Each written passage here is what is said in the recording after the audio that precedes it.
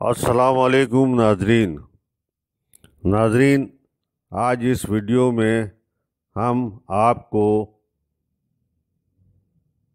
اختر بلوچ کے مضمون کراچی کا پولو گراؤنڈ کے متعلق آگاہی فراہم کریں گے۔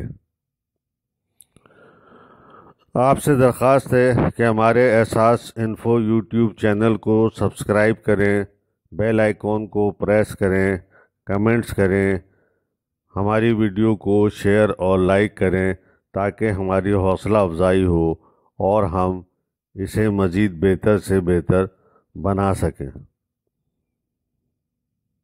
ضلع بستی کے نقشے میں آپ کو باغ قائد اعظم مل جائے گا، لیکن اگر آپ متعلقہ علاقے میں اسے تلاش کرنے نکلیں اور اس بارے میں کسی سے دریافت کریں تو شاید ہی آپ کو کوئی بتا پائے کہ یہ باغ کہاں ہے۔ ہاں، اگر آپ پولو گراؤنڈ کا معلوم کریں تو غالباً آدھا کراچی آپ کو اس کی لوکیشن بتا دے گا۔ باغ قائد اعظم یا پولو گراؤنڈ گورنر ہاؤس اور 2 5 اسٹار ہوٹلوں کی ہمسائیگی کی وجہ سے ریڈ زون میں شامل ہونے کا شرف حاصل کر چکا ہے۔ اگر آپ کا کبھی پولو گراؤنڈ جانا ہو اور 2-4 لوگ آپ کی طرف گھورتے نظر آئیں تو گھبرانے کی ضرورت نہیں، یہ بیچارے ڈیوٹی پر ہوتے ہیں۔ پولو گراؤنڈ کا نام پولو گراؤنڈ کب اور کیوں پڑا، اس بارے میں ہمارے دوست رزاق ابڑو نے یہ کہہ کے ہماری مشکل حل کر دی کہ بھائی اس گراؤنڈ میں پولو ہوتی ہوگی، تبھی تو پولو گراؤنڈ نام پڑا ہوگا۔ کراچی کے ہندوؤں کی ایک سماجی تنظیم کے عہدیدار نے نام نہ بتانے کی شرط پر بتایا کہ پولو گراؤنڈ دراصل ہندو جم خانہ کا حصہ تھا۔ تقسیم ہند کے بعد جس طرح ہندوؤں کے ہاتھوں سے ہندو جم خانہ گیا، اسی طرح پولو گراؤنڈ بھی گیا۔ ہم نے بہت کوشش کی لیکن ان کے دعوے کی سچائی کے بارے میں کوئی حوالہ نہیں مل سکا۔ ہمارے محقق دوست عقیل عباس جعفری کا کہنا ہے کہ تقسیم ہند کے بعد جب کراچی پاکستان کا دارالخلافہ بنا تو 14 اگست کو فوجی پریڈ پولو گراؤنڈ پر ہی ہوئی تھی۔ ان کے مطابق 1965 کی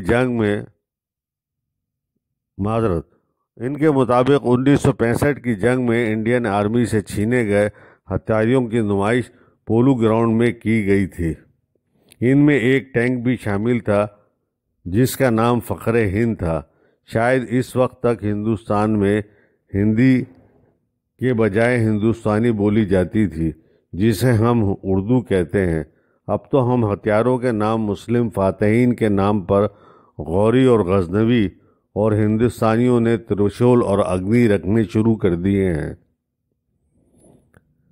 80 سالہ سیاسی اور سماجی کارکن بابا غیاث سے جب ہم نے پولو گراؤنڈ کے بارے میں پوچھا تو انہوں نے اپنے باقی ماندہ دانتوں کی نمائش کرتے ہوئے ایک اور قہقہ لگایا، پھر ہنستے ہنستے لوٹ پوٹ ہو گئے۔ جب وہ اپنی ہنسی ختم کر چکے تو بولے، ہاں میں بھی فوجی پریڈ دیکھنے پولو گراؤنڈ جاتا تھا۔ فوجی آرکیسٹرا کی دھنوں پر چاق و چوبند فوجی پریڈ کے علاوہ اپنی جنگی مہارت کا مظاہرہ کرتے تھے، لیکن جب آخر میں فوجی بینڈ پر انڈین گلوکار مکیش کے گانے لگے تو راہی بھٹکنے والا ہوں کوئی کیا جانے انجانا ہوں کی دھن پر بجتا تو پریڈ کرتے فوجیوں کی چستی میں اضافہ ہو جاتا تھا اور فضا پاکستان اور اسلام زندہ باد کے نعروں سے گونج اٹھتی تھی۔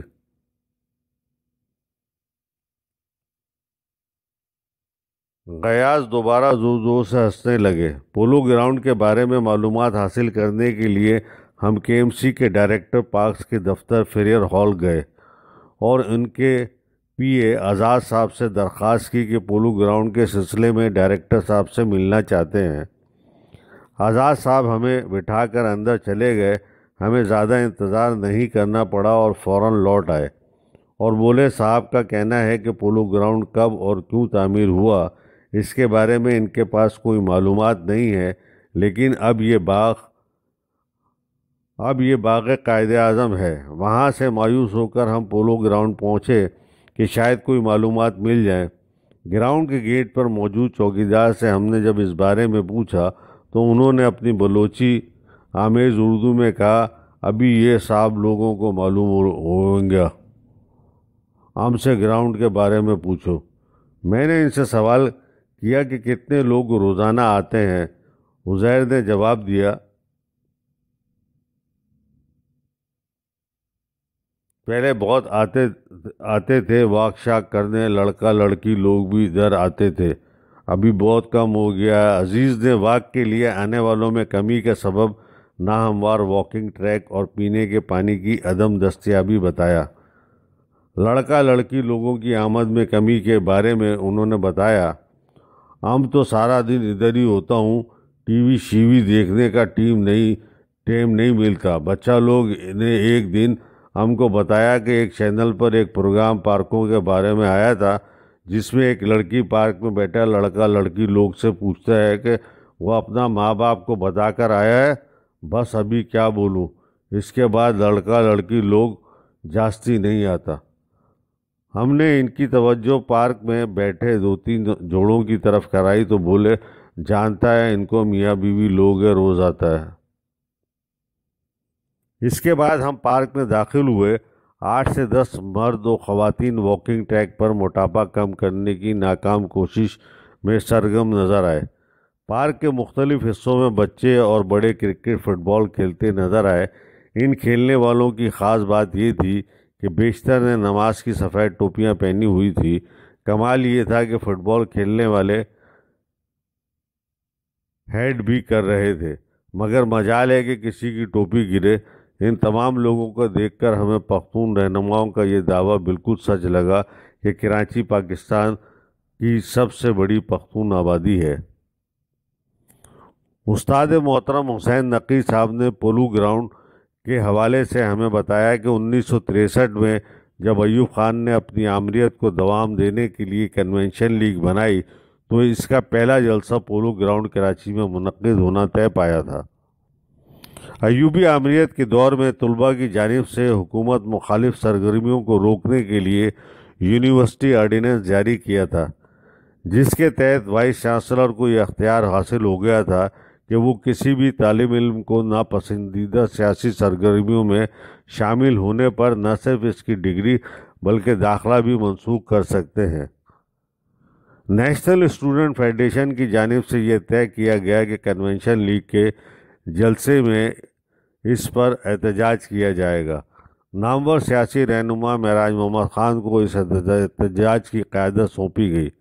معراج محمد خان نے پولو گراؤنڈ میں ہونے والے اس احتجاج کی کہانی یوں بیان کی، ایوب خان کے دور میں سیاسی سرگرمیوں پر مکمل پابندی تھی۔ طلباء کے لیے 2 سالہ ڈگری کورس کے بجائے 3 سالہ ڈگری کورس متعارف کرایا گیا۔ اس کے ساتھ ساتھ فیسوں میں اضافہ اور یونیورسٹی آرڈیننس جاری کیا گیا، جس سے طلباء میں شدید بے چینی پیدا ہو گئی تھی۔ پولو گراؤنڈ کے جلسے میں احتجاج کے لیے اصل مسئلہ گراؤنڈ میں داخلے کا تھا۔ اس جلسے میں کسی بھی گڑبڑ کو روکنے کے لیے حکومت کی جانب سے لیاری کے شیرو دادل کی خدمات حاصل کی گئی تھی، جن کا پورا کراچی پر رعب تھا۔ یاد رہے، داد محمد عرف دادل لیاری امن کمیٹی کے مرحوم سربراہ رحمان بلوچ کے والد تھے۔ ان سے رابطے کے لیے یونیورسٹی کے بلوچ طلباء سے گزارش کی گئی۔ ان کی وساطت سے شیرو دادل طلباء کے وفد سے ملنے کے لیے تیار ہو گئے۔ جلسے سے ایک دن پہلے طلباء اور طالبات کا وفد لیاری پہنچا اور ان سے ملاقات کی۔ ابتدا میں تو انہوں نے کسی بھی قسم کے تعاون سے انکار کیا، لیکن جب وفد میں شامل طالبات نے ان کے پیر چھونے کی کوشش کی تو وہ مان گئے۔ انہوں نے کہا، ٹھیک ہے، لیکن تمہارے پاس صرف 15 منٹ ہوں گے، اس کے بعد کچھ نہیں کرنا۔ ہم نے سکون کا سانس لیا اور ان سے جانے کی اجازت چاہی۔ اس موقع پر دادل نے ہمیں کہا، بچہ لوگ، باقی سب تو ٹھیک ہے، لیکن پولو گراؤنڈ میں گھسو گے کیسے؟ ہم لاجواب ہو گئے۔ اس کے بعد انہوں نے اپنے 2-3 کارندوں سے بلوچی میں کچھ کہا جو ہماری سمجھ میں نہیں آیا، لیکن کچھ ہی دیر بعد وہ کارندے ایوب خان کی تصویر والے پوسٹر، بیجز اور کافی سارے بینرز لے آئے۔ دادل نے کہا، یہ بیج لگا کر اور پوسٹر لے کر پولو گراؤنڈ جاؤ گے تو تمہیں کوئی نہیں روکے گا۔ خیر اگلے دن ہم بیج لگا کر پوسٹر ہاتھ میں لیے ایوب خان زندہ باد کے نعرے لگاتے ہوئے پولو گراؤنڈ میں داخل ہو گئے۔ کسی نے نہیں روکا۔ میں، علی مختار رضوی، سعید حسن اور فتح یاب خان اسٹیج پر چڑھے۔ اس موقع پر ذوالفقار علی بھٹو اور سید سعید حسن کے درمیان ہاتھا پائی بھی ہوئی۔ ہم نے اسٹیج سے یونیورسٹی آرڈیننس، فیسوں میں اضافے اور 3 سالہ ڈگری کورس کے خلاف قراردادیں منظور کروائی۔ جلسہ ہنگامے کی نظر ہو گیا۔ اس کے اگلے دن ہم سب کو کراچی بدر کر دیا گیا۔ سینئر صحافی حسین نقی کے مطابق شیرو دادل نے ہمیں اس تمام کارروائی کے لیے 30 منٹ کا وقت دیا تھا۔ ہم نے اس عرصے میں اپنا کام مکمل کر لیا تھا، لیکن ہمارے ایک کامریڈ مقررہ وقت کے باوجود اپنی سرگرمیاں جاری رکھے ہوئے تھے۔ اس موقع پر انہیں ایک شخص نے روک کر کہا، جناب آپ کا وقت پورا ہو گیا ہے۔ کامریڈ نے غصے سے پوچھا، تم کوئی شیرو دادل ہو؟ انہوں نے کہا، ہاں ہم ہی ہیں۔ جس کے بعد کامریڈ وہاں سے بھاگ کر ہانپتے کانپتے میرے پاس پہنچے اور پورا واقعہ بیان کیا۔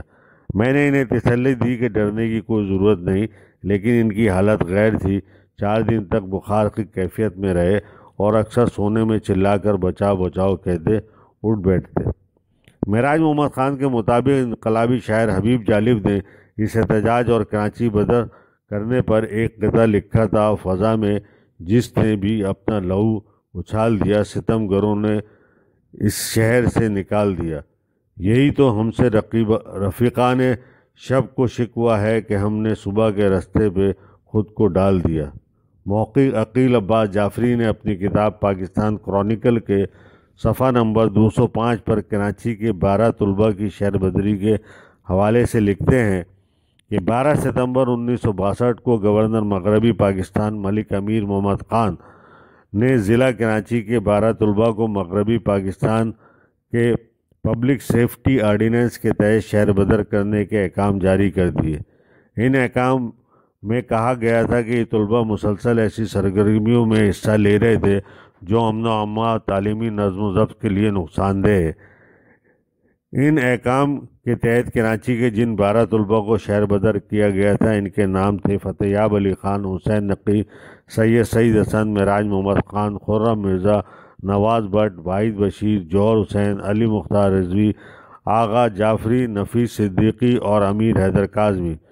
کراچی سے شہر بدر ہونے کے بعد ان طلباء کے لاہور، حیدرآباد، پشاور، راولپنڈی اور ملتان میں داخل ہونے پر بھی پابندی لگا دی گئی، جس کے باعث ان طلباء نے سکر میں رہائش اختیار کی۔ 1 ماہ بعد 15 اکتوبر 1962 کو ان طلباء کی شہر بدری کے احکام واپس لے لیے گئے، جس کے بعد 11 اکتوبر کو یہ طلباء تیز رو کے ذریعے کراچی واپس آ گئے۔ کراچی پہنچنے پر کراچی کے عوام نے ان کا پرجوش خیر مقدم کیا اور انہیں جلوس کی شکل میں ان کے گھر تک پہنچایا گیا۔ انہوں نے رئیس امروئی کا ایک قطعہ بھی اس حوالے سے لکھا ہے، جس کی تاریخ اشاعت نہیں لکھی، تم نے ثابت کیا عزم و عمل سے اپنے زندگانی ہے حیات عملی زندہ باد، تم ہو ایثار و صداقت کا ہراول دستہ، طلباء و طالبات زندہ باد۔ پولو گراؤنڈ کے اثر نو تزئین و آرائش کا کام جاری ہے، لیکن ہمیں افسوس ہے کہ اپنے تمام تر کوششوں کے باوجود اس کے قیام اور تاریخ کے بارے میں کچھ نہ معلوم کر پائے۔ ہمارے ایک صحافی دوست نعمت سے جب ہم نے اس بارے میں بات کی تو انہوں نے بتایا کہ پولو گراؤنڈ کے بعد اس کا نام معروف سیاسی رہنما حیات شیرپاؤ کے نام پر شیرپاؤ گارڈن رکھا گیا تھا۔ حیات محمد شیرپاؤ سن 80 کی دہائی میں سابقہ صوبہ سرحد اور حالیہ خیبر پختونخوا میں پاکستان پیپلز پارٹی کے نامور رہنما تھے، جنہوں نے ایک بم دھماکے میں قتل کر دیا گیا تھا۔ بھٹو حکومت کے خاتمے کے بعد فوجی عامر جنرل ضیاء الحق کے دور میں اس باغ قائد اعظم کا نام دیا گیا تھا۔ اس کی تصدیق پولو گراؤنڈ کے چوکیدار عزیز بلوچ نے بھی کی، لیکن پولو گراؤنڈ کی تاریخ و قیام کراچی کے بدلتے ہوئے موسم کی طرح بدلتے رہے ہیں، لیکن اس کا ریکارڈ کسی بھی سرکاری دفتر میں دستیاب نہیں، یا وہ اس کو تلاش کرنے کے لیے اپنی توانائی استعمال نہیں کرتے۔ پولو گراؤنڈ، شیرپاؤ گارڈن ہو یا باغ قائد اعظم، لیکن وہ جو کہتے ہیں زبان خلق کو نقارہ خدا سمجھو، تو زبان خلق میں آج بھی پولو گراؤنڈ ہی ہے۔ اگر کبھی شک ہو تو آزما کر دیکھ لیں۔ پولو گراؤنڈ میں ایک عرصے تک 1965 کی جنگ کی یاد میں فوجی پریڈ ہوا کرتی تھی اور ٹینکوں کی نمائش بھی ہوا کرتی تھی۔ اس کے علاوہ پولو گراؤنڈ میں عیدین کی نماز ادا کی جاتی تھی، جس میں